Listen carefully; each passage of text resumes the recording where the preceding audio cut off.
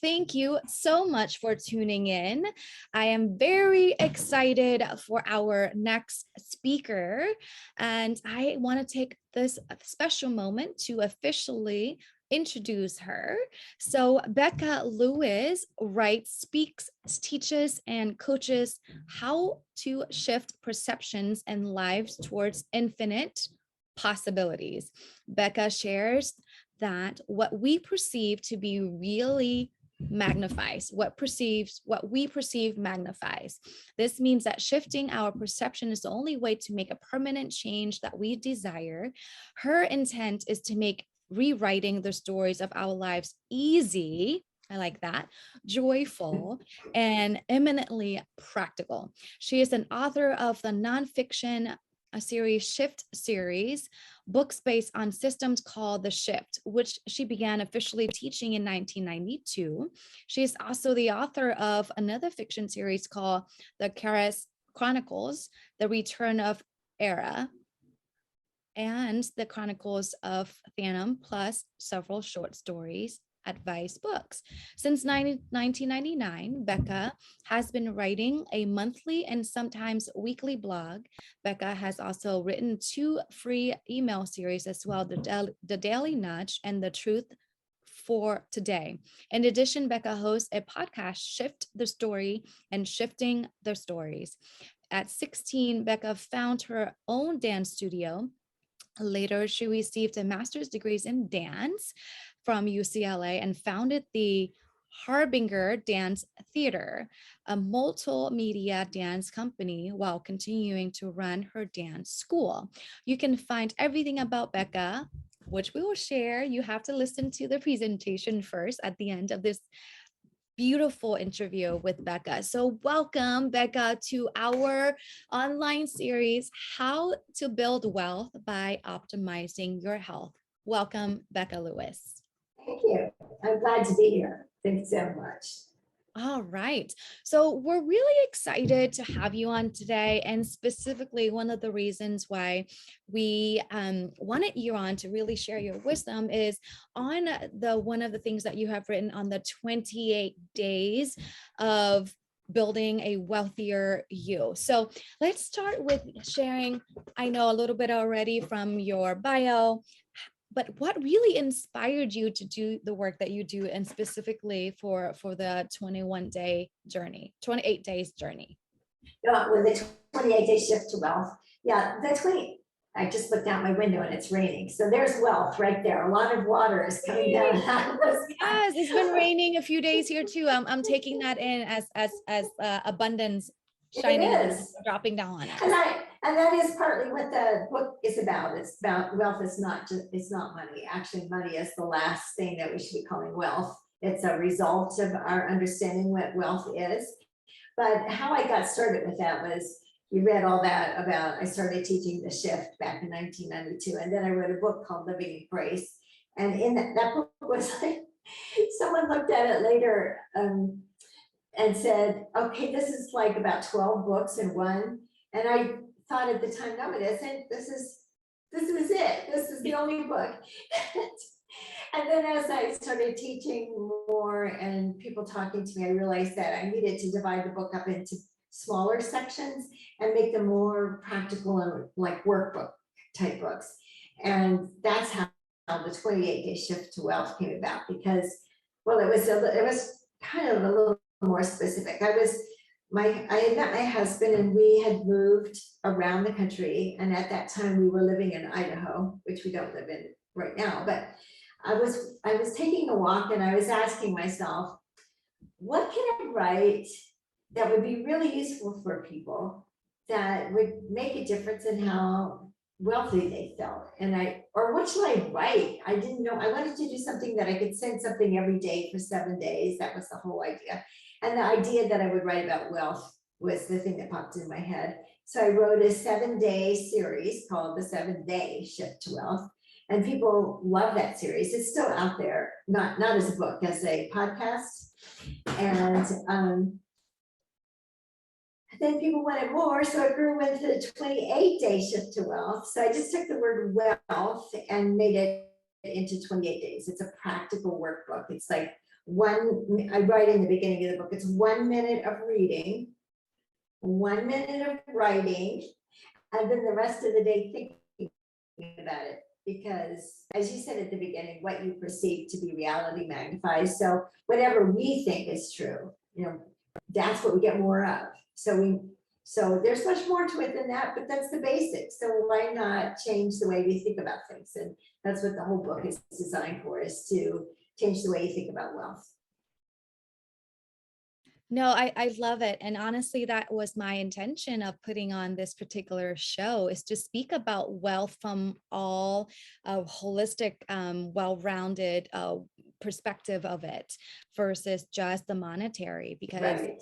I find that in our brand, the fit to profit, fit really means on all levels, meaning spiritual, emotional, mental, and also physical.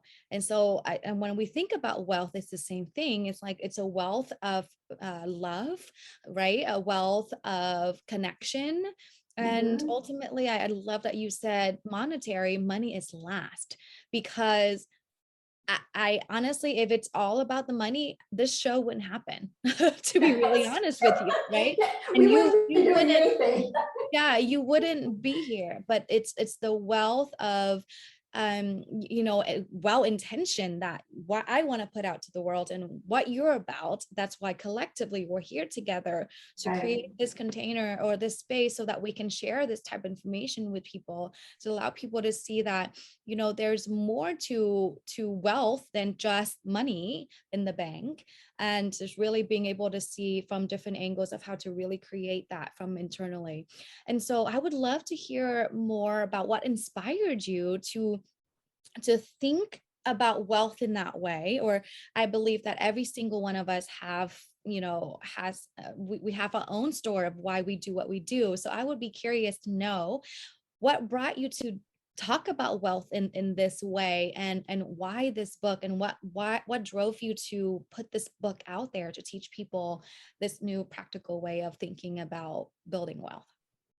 Well, I guess a thing that really drove that specific subject was I was a certified financial planner for 25 years. Okay. And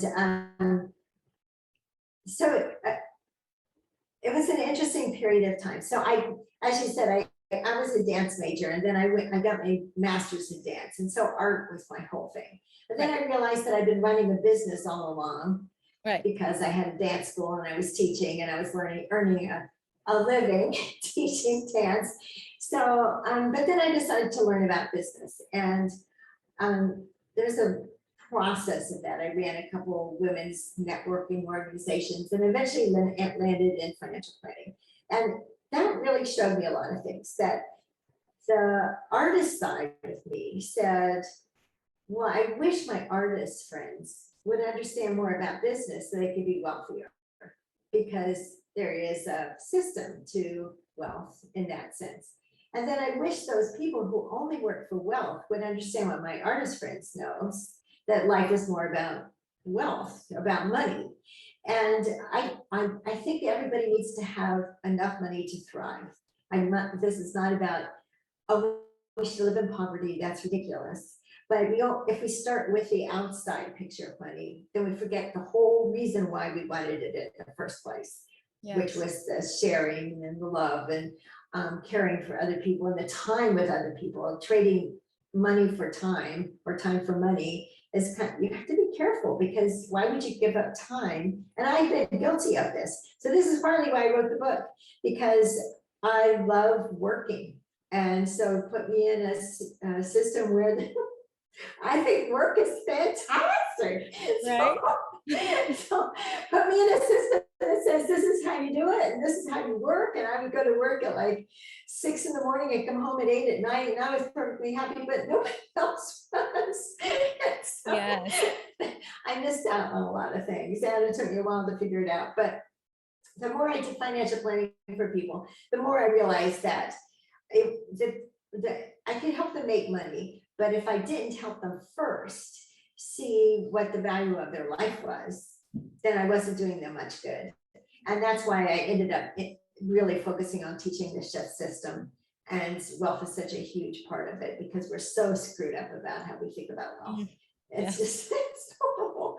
I love how frank you are with that. Yeah, we're pretty screwed up with like the way we think about it. And all of us are. It's not like I'm not taking myself out of this and going, oh, I understand. I wish a lot of what I write so that I will follow my own. What is my system? Oh, that's right. Do this. It's because I can get just as confused and not sure what I'm doing as anybody else. And I like going back to a system. So the wealth book is a system. It takes the word wealth and breaks it out into 7 days. And someone's going to say that there's more than that many, but it works out. And the first letter in wealth I use for wake up. So I want people to wake up to the wealth around them, which is, we just said that, you know, there's raining outside. We both have nice clothes on. We're both sitting in a nice room. We have lights on so we can do Zoom. We're very wealthy. And we get to talk to each other. We have clean water to drink. We have clean water. We're safe. We are extremely wealthy. And that we can meet people that we'd never meet otherwise. This is wealth. Yes. So as long as I can have enough, I don't need much more than that. And I think that's what we learned. So waking up to wealth is wake up to the wealth that you have already and switch your thinking around to that perception that you're already wealthy, even in the worst of circumstances, because I've definitely been what the world perceives not wealthy, you know, one step away from, okay, one more week and I might be on the streets, you know, that kind of wealthy. So, but I had friends, that's wealth. So there's so many ways. I had a friend to ask for help and I got help in another way and then got past that crisis and moved on. So I was very wealthy. Yeah, so I knew there was a story, you know, a connection to why we do what we do, and I really appreciate that story, because just like my story too was like I grew up like in a third world country, and you know we didn't have much, and then when it migrated to the States, I was like, oh, wow, this is so incredible. People drive cars here when we are like on foot, and you know, and then it was all about the American dream, and I was chasing and I was working to like my bones, and I never, just like you, I could work pretty hard, and so that's all I did, and all of a sudden I turn around, I was completely unfulfilled and miserable. And then I said, how am I so feeling so lack when I'm like in the wealthiest country ever, or at least compared Right, to where I came from? right, And what I got to really got real with myself and see, well, what does wealth mean for you? And ultimately, that's when I took a really big step back, just like you two, Becca, and really realized, wow, you know, wealth for me means connection with people. right. You know, wealth for me means freedom to do whatever I want. And that's not to say driving a Ferrari or flying first class, none of that. But just being able to do what my heart drives me to do.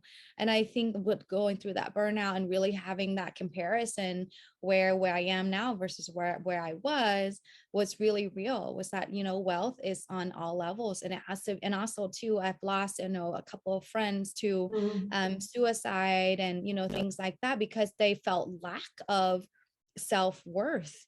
And so, I mean, I developed my brand and really start teaching from my own experience that, you know, wealth is, you know, your own value of yourself. That is wealth. And that's really ultimately why I do what I do now. To be honest, is that I really do believe someone's net worth is because it's really based on someone's, you know, self-worth.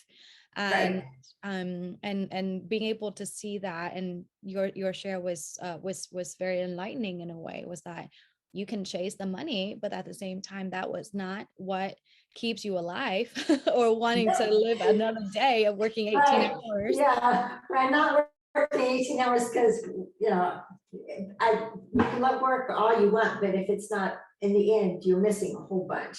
Yeah. And you hit on a really key point there about wealth, is that self-worth, sense of wealth within yourself, that you are worth something, but what are you worth? And that unawareness of what our value is, our personal value, is really what drives so much unhappiness. And it's hard to feel wealthy if you think, well, I don't have anything to offer, or what I have to offer is not worth very much, or the world doesn't value that. And the world doesn't value quiet people who want to sit under a tree. They're not going to pay you to sit under a tree, and that may be where you need to be 10 hours a day if that's who you are. But there's a piece. But once you recognize that's who you are, then you realize you have a gift to give, and the return of that gift to give somehow brings the wealth that you need to be happy. And I want, just like you, I want to change the idea of what we value. That it is that we're not valuing the person.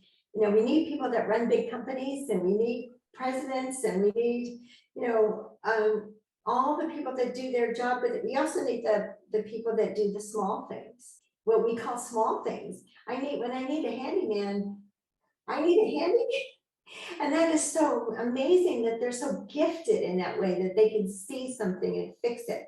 And I want that every single thing like that to be valued. Or the friend who will just sit down and spend 3 hours and listen. And that is a gift, and it needs to be valued. And not just by the people that are using it, but the person itself, recognizing that the gift that they have is a very well-paid gift, not always in making you money wealthy, but wealthy enough that that you can be happy. Right. I love it.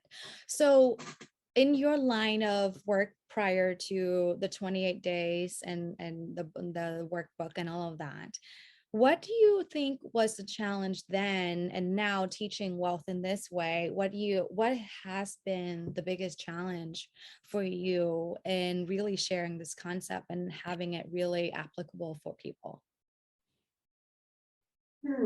My biggest challenge.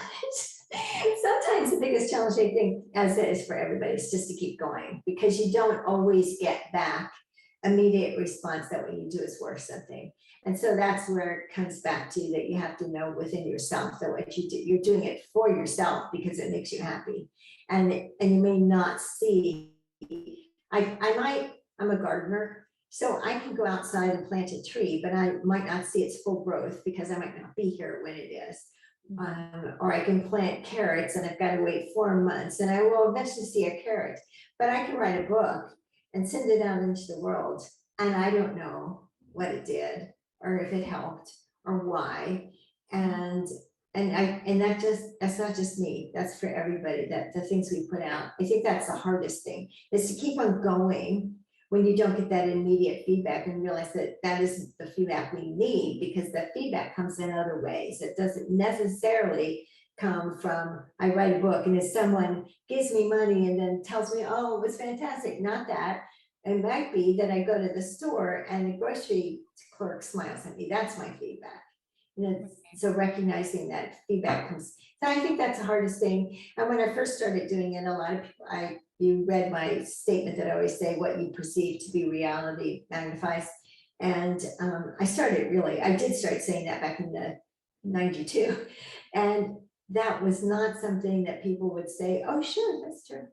Now they do, but it didn't then. So it's kind of fighting against, it can't be that way. But now we understand quantum physics, and there's just so many more things that everybody really understands and accepts, so it's not as difficult anymore. Yes, no, I love hearing that, and that is a recurring theme in most of the experts that we have talked to so far, is where we were 20 years ago and where we are now. Yeah. It's the whole mindset with what's possible. It completely shifted, and that is honestly why I want to put out all of these, all the goodness that you and all these speakers have to share.